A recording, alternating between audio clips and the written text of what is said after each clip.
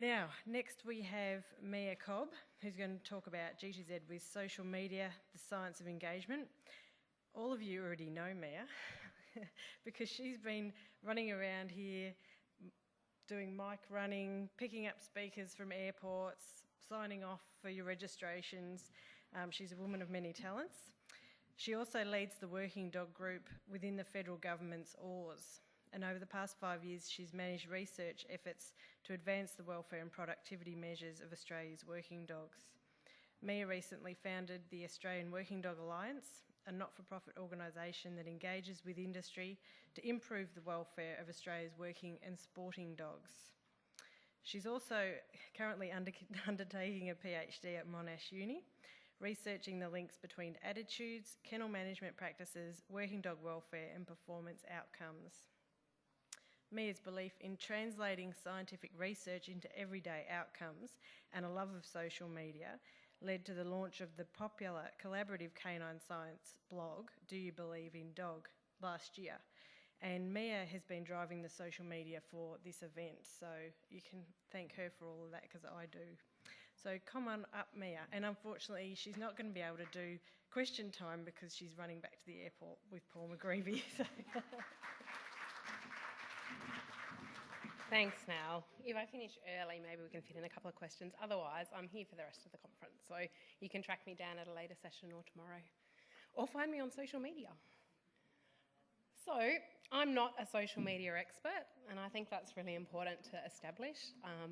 I am an animal welfare scientist, and I dabble in science communication through our blog. I do have an animal industry background, so I have worked in a shelter environment and I have worked in a working dog kennel facility, all up for about 12 or 13 years between the two. And I think social media is really fun and really useful. It's a tool that should be part of any wider communication and engagement strategy. It gives you the capacity to reach a really wide audience, allows your community to share your journey, and also provides the opportunity for people to actively participate. Even if they're not geographically, physically or financially able to directly assist your work, they can still participate in spreading your message and assisting you. So as Nell mentioned, my social media at the moment, I have a collaborative blog with another canine scientist, Julie Hecht, who Paul mentioned earlier, who's based in New York. She manages Alexandra Horowitz's Canine Cognition Lab, and we met for approximately 5 minutes last year in Barcelona at a canine science conference, decided the best thing in the world would be to start a blog with each other, and invited other people to join us. So we essentially have a pen pal blog and we write to each other about what we think is interesting that's happening in the world of canine science at the moment. We use social media to invite other people to join us, and we've got over 7,000 people following us on Facebook now. And around 500 I think we're getting close to on Twitter, which in Australia is quite a good level. I manage the content that gets posted on the Anthrozoology Research Group's Facebook page as well, and we've been doing that for a long time, so probably 3 or 4 years. Facebook's now 9 years old, so that was where I guess I'm a bit of an early adopter with these things. I tend to jump on them and go, yeah, social media, and sometimes that works out and sometimes platforms die and go away and it doesn't work out. Recently founded the Working Dog Alliance in conjunction with Paul McGreevy and Nick Branson and some other colleagues who have formed our board.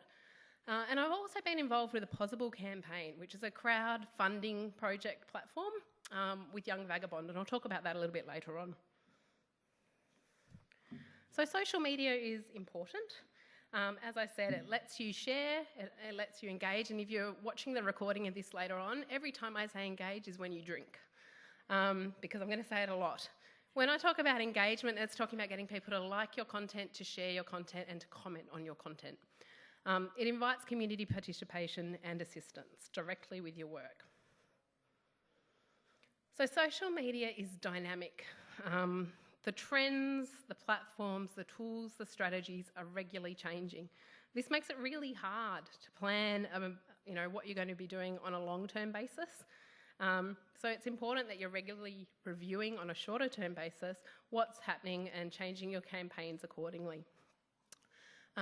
For me as a scientist, I found that really hard because I like to go and look at the literature and see what the experts are recommending is the way to do it.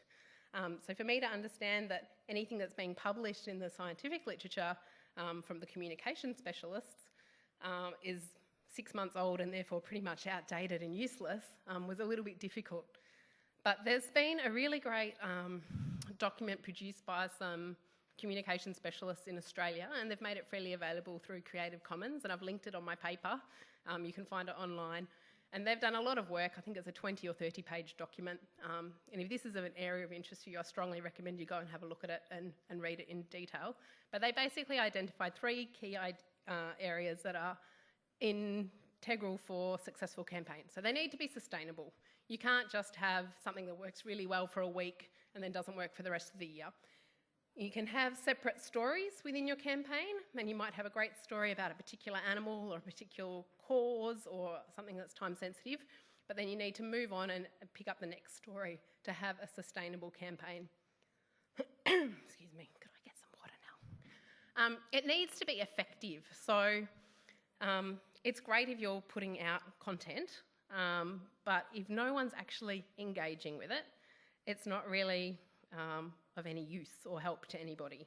So you need to be aware that if you're not getting people interacting with you, it's probably not effective, and it might be time to review and change your strategy. It also needs to be reproducible. So again, if you do something great that makes a good story, I got ice. That's really good, and learn from that and work out how you can replicate or reproduce what's happening to have continued sustainable success.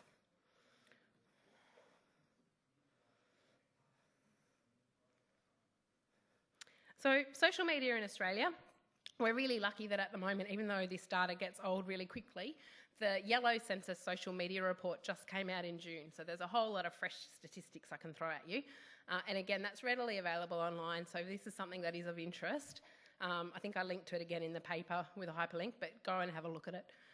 So it lets us know that 65% of Australians report that they are using social media this year, and that's across a wide range of ages and both genders.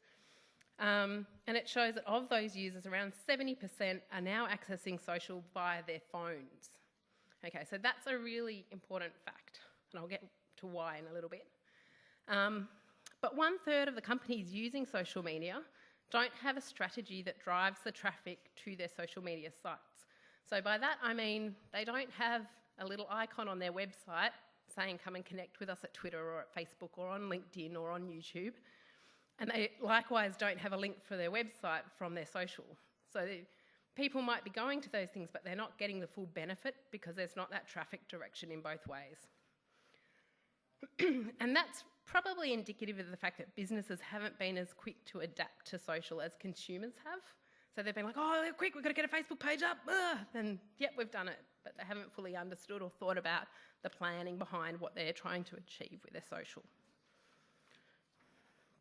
So defining your goals in terms of your target audience reach, interest, influence, are critical aspects that should be considered in every social media undertaking.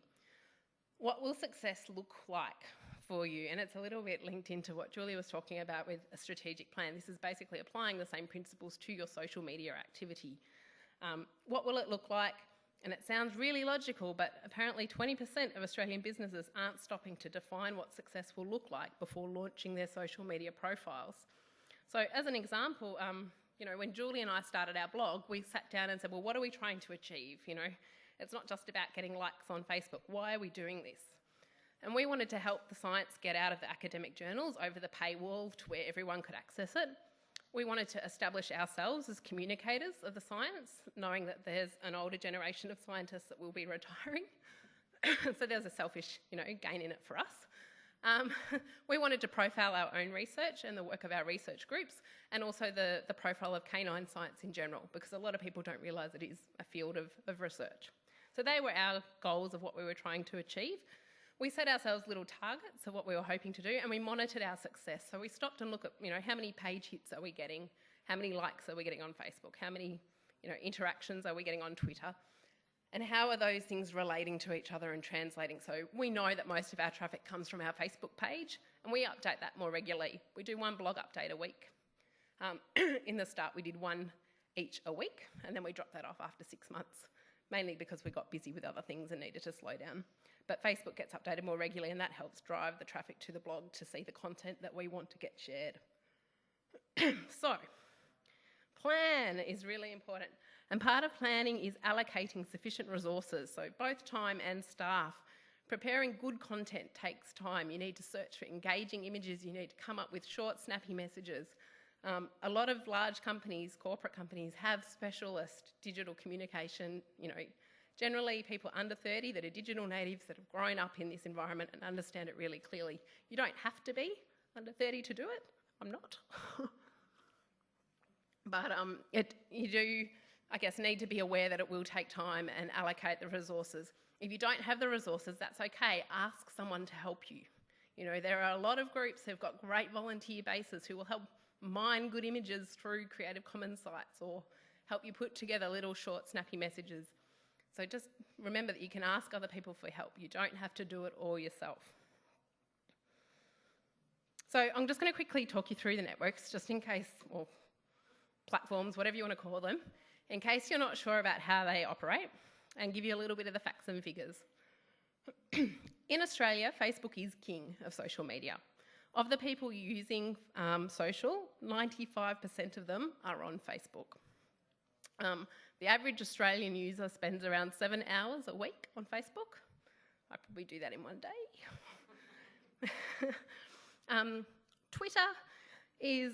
Facebook is becoming a little bit less popular with younger, so under 20s, and that's generally because their parents, and in most cases grandparents, are on Facebook.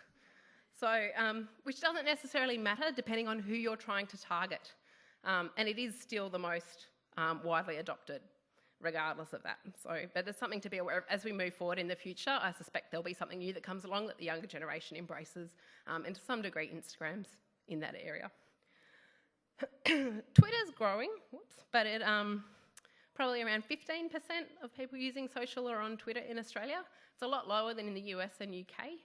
And it tends to encourage dabblers. So in the Census Yellow social media survey, they asked people, if you dropped a network over the last 12 months, what was it? And most people said it was Twitter that they dropped. Overall, its use has still grown, so just a lot of people are having a go at it and then deciding actually it's not for them. YouTube's not actually in our top 6 social media networks, but it's used a lot in integration, particularly with Facebook and with Twitter. So a lot of people will link in YouTube clips, and they may not be coming from within Australia, but we do use it quite widely, and it can be a very powerful tool. LinkedIn is a professional networking or professional front, I guess, kind of network. So where Facebook offers a more personal approach to interacting either people to people or business to people, LinkedIn is much more your professional front. So, it's where you host your online resume, you can put broadcasts out about your business or your organisation, link to, articles of interest within your field, but it's very much more that slightly, well, in most areas, I was talking to someone on the plane on the way up and they said their industry use it like a dating site. But she also thought I liked Scientology because I was a scientist. So I think it was a weird conversation. Instagram is growing. It's definitely popular with younger, and because it now Facebook purchased Instagram and there's very good integration between the two platforms, it's very popular. Probably around 20%, particularly in the under 30s, are on Instagram. Pinterest. So Pinterest is a bit of an odd one. There's only about 10% of people using social, but in the 40 to 50-year-old women category, it's huge. Okay, and Pinterest, if you haven't heard about it, acts a bit like a digital scrapbook. So if you're just going along on the internet and you see something you like an image of, some decor you like or some fashion you like or tips on how to get your puppy to sit, you can just click it and you'll have a button integrated with your browser and say pin it, and it puts it onto your digital Pinterest scrapboard. And then other people can see what you've pinned and share that. So 40 to 50-year-old women love it. And I've used it. I've kind of gone away from it at the moment, but it is a really good way to house things that you like, be able to go back and refer to them rather than trying to keep track of a million websites. Google Plus is, I think, going to grow in the future, but I'm not a digital media expert, so who knows? The joke is that no one other outside of Google actually uses it, but that's not true. In Australia, it's growing in the over 30 age group, and I think because they're getting smarter about the way that they are making people sign up if they want to have a blogger account for blogging or a Gmail account, you automatically now get your G+ profile happening as well, and it can be used for business pages similarly to Facebook. So it'll be interesting to watch, and it is in our top 6.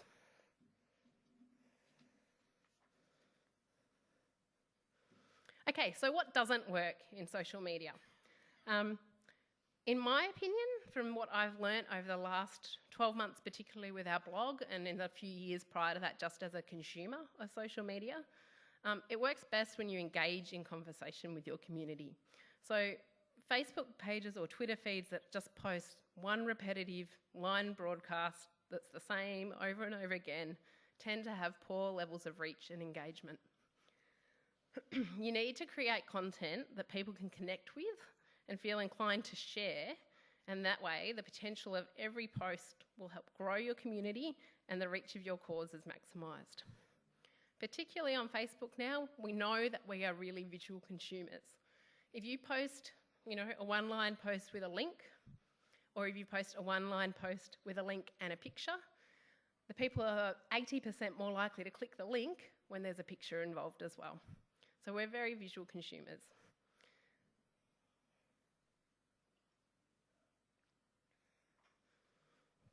This is Hayley and Ashley. They're 2 young girls, or young ladies, in their early 20s. And I met them in December last year. They had a possible campaign to start a new magazine for young women. They were very disappointed with the current media that was available for young women, and they wanted to start something that didn't talk down to teenage girls, that offered them content of reality, talked about issues like asylum seekers, about feminism, that didn't have them thinking they needed to fit into certain clothes or look a certain way to be of value. I had supported an earlier possible campaign about a science communication project, and I learnt about Hayley and Ashley through an email that I got from Possible talking about their campaign. They were trying to raise $15,000 to be able to produce their first edition of Young Vagabond. I met them when their Facebook feed looked like this. I got the Possible email and clicked and had a look. And as you can see, their feed was text heavy. Links weren't sent with images. And although they had a fantastic Vimeo video that they'd produced to put on Possible, it wasn't integrating in their feed. So it wasn't coming up as a video you could click, it was just coming up as a link. They had a token number of friends and family who'd come and like their page, but they weren't sharing the message, or if they had, they'd done it once, and because the girls kept saying, we've got 30 days left to our Possible campaign, come and support us, and now we've got 25 days, come and support us, their friends and family just weren't buying into that. I am a mum to a 3-year-old daughter, so their message really resonated with me, and I thought that they had a message of value and that they were doing something that people would really get behind. And I probably looked at their Facebook feed for about 2 weeks before I emailed them. Because I'm not a social media expert, but I looked at this and I thought they could be doing this better.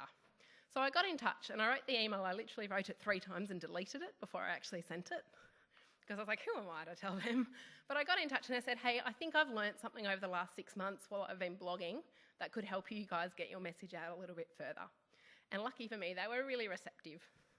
And so we talked a bit and we got their Facebook feed looking like this. So we found images that were really striking.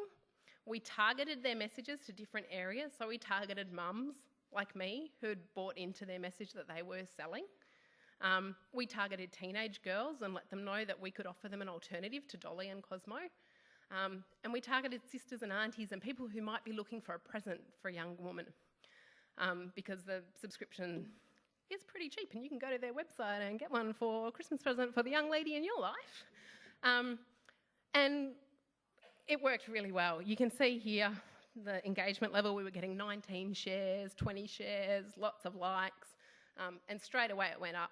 And they absolutely hoofed it in their Possible campaign. They ended up getting about $17,500 and they've just produced their second edition. Off the back of the success of this campaign, they were also able to meet with some people from the Body Shop and get the magazine stocked in those stores for their first edition, which again raised their profile and helped them secure more funding. So it's just a small example, and I'm really glad that they let me play a very small part in it. I'm sure they would have been successful without my help, but it's just a really nice example to look at and see how the difference that pictures make and short messages. So social media and science. Science communication is something I'm really interested in. I took this screenshot a few months ago. IFLS have now got over 6.8 million likers. It is by far the most successful global science communication story. Elise Andrews is a English girl or lady living in Canada, and she's behind this. And she just did it because she thought science was cool and should be shared. She's now got a career based on science communication. They boast a 50% plus engagement level. So when I'm talking about engagement, you see the number of likes and then you see how many people are talking about this. So that shows you how many people are liking your page, your posts, commenting and sharing. It gives you an idea of how valid, I guess, a site's posts are or how much they're interacting with the community.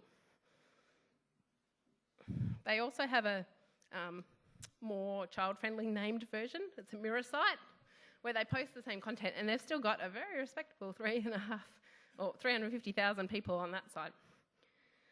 Comparatively, Science Alert, which uses the same formula of teaming interesting science facts from reputable sources with great imagery and have 3.5 million followers, only have a 6% engagement rate. So what's going on? I was at a digital science communication summit last year called Science Rewired, and Chris Casella, who is their managing director, was talking about their strategy because it's an Australian site and it's very, very successful within Australia. They've gone all in on Facebook. So they've basically stopped trying to communicate through their website and just based everything on their Facebook profile working really well. And what they've done is advertise. So they've used Facebook advertising to share their stories, get them seen in other places. And what this says to me, where IFLS has been based on organic growth, is that you can buy likes, but you can't necessarily buy engagement. So with our Young Vagabond experience, we did do some targeted advertising, looking for people. You can be very specific in your advertising. And we only invested a very small amount. We did maybe $50 worth of advertising over 2 weeks. But we were able to get them from 200 likers to 2,000. And probably in a way that we wouldn't have been able to do without that little kick of investment. But we were able to target mothers and people who had interested philanthropy in their profiles as an interest. And, we were able to do things very specifically like that. So from my experience, just using social, a 10% engagement level seems to be about what's average if you're just posting regular content. Anything higher than that suggests that you're doing something really good. And so looking at Elise Andrews' site with over 50% is, really good. And there are groups within this, the shelter and rescue group community that have high likes and incredible engagement because people really buy into your cause. Oh, one thing I should mention. So it's interesting and it's only available to us because Facebook chooses to share it with us.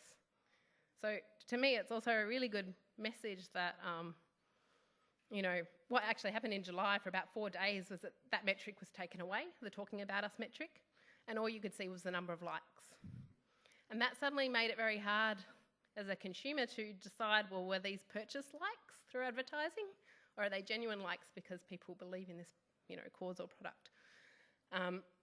This is our blog site. It was obviously a good week. I don't think they liked what we posted last week, so our engagement level is really down low if you look at the moment, but it changes and we can't seem to quite work out what people like about what we do.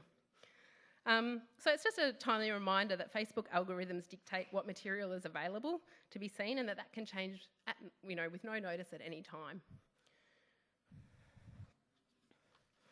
So just really quickly, because I'm running out of time, to talk about why it's working, talking about the psychology which has been done to look at online trust and the persuasion of people to your cause. Research has shown there are 6 basic human behaviour tendencies that are key to generating a positive response. So the first is reciprocation, which is giving something back in return.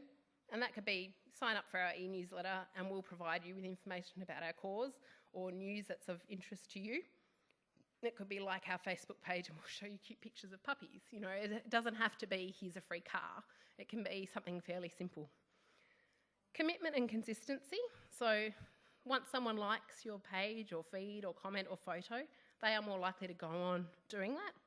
So one of the strategies we've used with the research group page is that sometimes we stray from our key content, which is obviously human and animal research that's going on and updates about that. And we might post something that we think is going to generate a high rate of shares. So it might be a meme, it might be, our most popular post we've ever posted was of this crazy cat house somewhere in Asia that had lots of runs and tunnels and people went mad for it. We had over 400 shares. It generated more than 150 new likes to our page because people shared it. Other people said, where did that come from? Followed it back and then liked our page. At the time, that was more than 10% growth for us of this one crazy cat house post. So there are people who believe strongly you shouldn't stray from your key messages. I tend to think, you know, if you throw in the odd thing once a week that's just going to raise your profile a bit more, I don't see why that's a problem. Consistency and commitment also comes from your side as well. So, you know, if you're posting a blog update a week, then you should keep doing that. Your community will stay engaged if you're reliable in that regard. Social validation, so safety in numbers. We're more likely to join something that already has a lot of followers. So looking somewhere or endorsing something, there's lots of psychology. So if I go like this and suddenly everyone looks over there, you're more likely to turn around and look as well just because everyone else has. And social media is no different. So the more you like someone, the more likely you are to be influenced by them. And that can be through similarities. So you might engage with someone because you feel that you have a lot in common with them, or it could be as fickle as just you like the way they look. Authority, so adding credibility through job titles or expertise or celebrity. People tend to accept what those people say without question. So if your cause or need lacks someone in authority, perhaps you can engage someone else to help you with that. Thanks. And scarcity. So we're more likely to act if there's a timeline or limited availability or relevance. So perfect example in this environment might be, you know, help find this lost cat. He's been missing for 3 days, or we need money for this sick dog, you know, who needs to go to the vet within the next 24 hours. You know, that sort of time-limited call to action. And obviously we see that a lot in marketing of products. So quickly touching on sticky social media. So sticky messages are messages that we're more likely to remember. And again, there's been more psychology research into what makes for a sticky message. Something that's simple, don't make it too complicated. If there's an element of the unexpected, it's more likely to be remembered by people. And that could be the way that the information's presented. It could be the colour of something. It can be just something that's a little bit unexpected. If it's concrete, so if you've got facts, make sure that they're accurate and that you can back them up. Credible, so again, coming from that source of authority that's consistent between sticky and persuasion. If it's emotional, so like with the young vagabond message, you know, I really responded to that on an emotional level because I want my daughter to have a future where it's not all just superficial. And that really struck a chord with me, and I remembered their message and their cause. And if you've got a story, so if you've got a nice story to tell someone at the beginning and a middle and an end, they're more likely to remember what you had to say. All right, really quickly, because I know that it's important in this domain, and I think a lot of organisations are hesitant to jump on board social media because they're worried about haters or negativity or trolls. And there are different kinds of negativity and trolls, I guess. Grumpy cat here tends to get lumped with a lot of memes, and I have a snowshoe cat at home who was just a shelter kitten. He was dumped in a box with his litter mate in a car park when I was working at the RSPCA, so of course he had to come home with me, and he doesn't have a deformed face, so he's not a grumpy cat. But I guess the first thing when you have people putting negative comments on your social media feed, and you can choose to shut down comments and not get them, but in my mind that kind of means you're not doing social media right, because it is about community communication. It's not about just broadcasting. If you have people saying something negative, I think the first thing to do is actually stop and consider whether they might be right. And that can be really hard and confronting to do. But maybe just stop and think, are they right? And, you know, maybe invite them to have more of a conversation about that. I think that's something we've heard consistently through this, you know, the last couple of days, is that having a conversation can actually diffuse a lot of tension and negativity. So be open to that as an option. Generally, people say don't engage with trolls. So if you've got someone who's just like, you're a whore, you know, probably just ignore it, delete it. You know, it's not really helping. That said, there was this awesome lady on Twitter, I think it was in last month, and she did get a guy literally saying those things to her. And she just started bombarding him with beautiful pictures of puppies and kittens. And it was fantastic. And meanwhile, as she's doing this, she's looking up who he is on Google. And then she let him know with a puppy, you know, I know where you live and work, and what you're doing is actually harassment, and I could take this to the police, and here's a puppy pillow fight. And he started going, oh, you're a really nice person, I'm sorry. And it's beautifully captured on Twitter. If you do get seriously nasty harassment like that, take screenshots, because all the social media sites now, you can go and delete things later. So if you actually do screen captures, if you do think you need to have something later on as evidence of harassment, just a tip. I tend to just ignore things. Facebook lets you hide comments to a degree that the person who posted them still sees them and their friends still see them, but no one else does. So if we have people either trying to post advertising on our site, which we get a fair bit, or just saying things that we think might be inflammatory to the rest of our community, then we just hide them. Oh, this is great. So Bodyform is a female... Don't you love it? Like, I forgot I put that in there. They're a feminine hygiene company. And Richard, this is legitimate. I went and checked that it's not a hoax. It isn't. This is legitimate. So he said, as a man, you know, why have you lied to me all these years? As a child, I watched your advertisements with interest as to how this wonderful time of the month that female gets to enjoy so many things. And I felt a little jealous. I mean, bike riding, roller coasters, dancing, parachuting. Why couldn't I get to enjoy this time of joy and blue water and wings? Damn my penis. Then I got a girlfriend, was so happy and couldn't wait for this joyous, adventurous time of the month to happen. You lied. There was no joy, no extreme sports, no blue water, and no rocking soundtrack. Oh, no, no. Instead, I had to fight against every male urge I had to resist screaming, obviously their soundtrack, as my lady changed from the loving, gentle, normal skin-coloured lady to the little girl from The Exorcist with added venom and extra 360-degree head spin. Thanks for setting me up for a full body form, you crafty bugger.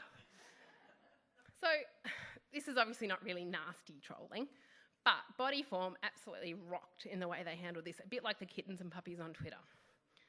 This is how they responded. Hello, Richard. I'm Caroline Williams, the CEO of Bodyform. We read your Facebook post with interest, but also a sense of foreboding, and I think it's time we came clean. We lied to you, Richard, and I want to say sorry. Sorry. What you've seen in our advertisements so far isn't a factual representation of events. You're right. The flagrant use of visualization such as skydiving, rollerblading and mountain biking, you forgot horse riding, Richard, are actually metaphors. They're not real. I'm sorry to be the one to tell you this, but there's no such thing as a happy period. The reality is, some people simply can't handle the truth. In the past, we've tried to be more honest in our approach. In the 1980s, we ran a series of focus groups to help us gauge the public's reaction to periods. The cramps, the mood swings, the insatiable hunger. And yes, Richard, the blood coursing from our uteri like a crimson landslide. So, we knew we'd have to change our strategy. And so, from that day to this, we have managed to maintain this illusion.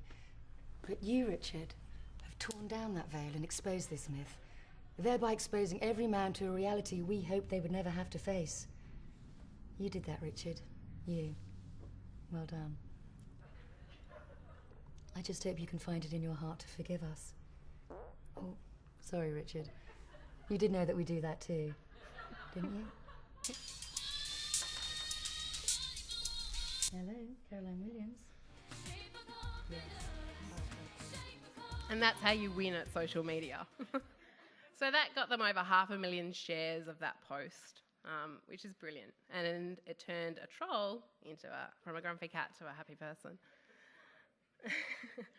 So just really quickly in summary, because Nell's about to hold up the 0, make sure your website works on mobile devices, given that so many people are shifting now, and that is huge growth from the last 12 months and the 3 years before us. If people are using social on their mobile phones and their tablets, they're going to be accessing your website as well. So make sure that it's fluid and can shift between different platforms. And make sure that you have that linkage to drive the traffic between the two. If you do have a website as well as your social media, make sure you have those icons and the link backs. Use high quality images. We know that they make your posts more engaging. There are great places you can go, like Flickr, where you can access beautiful photos through Creative Commons, and all you have to do on Facebook is put a little attribution to say where they've come from. For shelters and groups, rescue groups that are either trying to identify animals that are looking for their owners because they've been displaced or looking for new homes, talk to your high school about whether they can get their students to come out and take photos for you as part of a photography course, or your local TAFE, or your local photographers who might be willing to come and do, an hour a week to raise their profile, because local media would love that sort of story. There are ways to get gorgeous images that don't mean you have to be a fantastic photographer, although Instagram will make everything look great. Plan your campaigns in advance. And if you don't think you have the skills or the time, ask someone else to do it for you. Do a call out, I know that there are some groups here who have huge success by asking for help, writing position descriptions for people to come and do work for them for good karma. And it works. You don't have to do it all yourself. Monitor others, so look at who is working in your area and doing it really well, getting those high likes and that high engagement. Why is it? Study them, ask them, what are you doing that's working so well? You'd be surprised how willing people are to share their success stories. Identify allies, so find people that will help with your credibility through sharing with each other, and that sharing of content across different pages not only raises your profile to the users of the different pages, but does help raise your credibility. And capture and review your data. So through Facebook and Google Analytics and things like that, you can get all the clicks and hits and what's working and where your traffic's coming from and driving through and all the rest of it. So have a look at it. Make sure you stop every 3 months, 6 months, 2 weeks to have a look at what's working or not, and then adjust your plan accordingly to move forwards. And be prepared for things to change and be willing to adapt, because it will. Thank you. For putting up with all the memes. And I'm on Facebook, Twitter, LinkedIn, Instagram and Google+. So you can find me and the Working Dog Alliance at all those places. Thank you.